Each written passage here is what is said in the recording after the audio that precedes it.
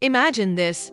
The United States has just won its independence. Victory parades, fireworks, cheering crowds. It sounds like a dream come true, right? Well, the reality was a lot messier. The brand new country was governed by something called the Articles of Confederation.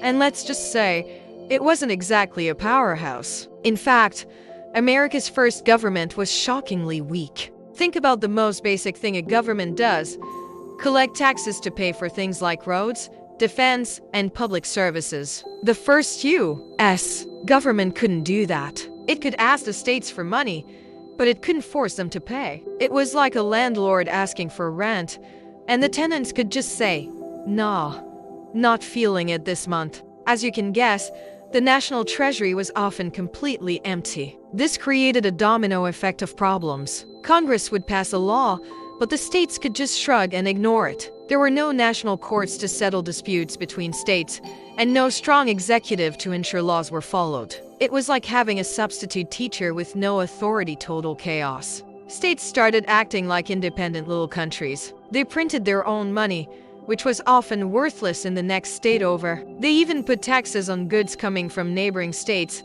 leading to bitter trade wars. Imagine needing a passport and a currency exchange just to go from New York to New Jersey. And what about national security? If another country decided to invade, who would stop them? Congress had no standing army. It had to beg the states to send soldiers, and the states could refuse. After the Revolutionary War, the army was almost completely disbanded. There was an event called Shays' Rebellion in Massachusetts, where angry farmers rose up because of debt. The national government was powerless to stop it. A private militia had to be hired to put down the revolt. It was a massive wake-up call. The United States was united on paper, but in reality, it was just 13 separate entities bickering with each other. The national government couldn't manage the economy, enforce its own laws, or even defend its own borders. The dream of a united republic was on the verge of collapsing into anarchy. The experiment was failing. America existed, but barely. Thanks for watching. If you found this slice of history interesting,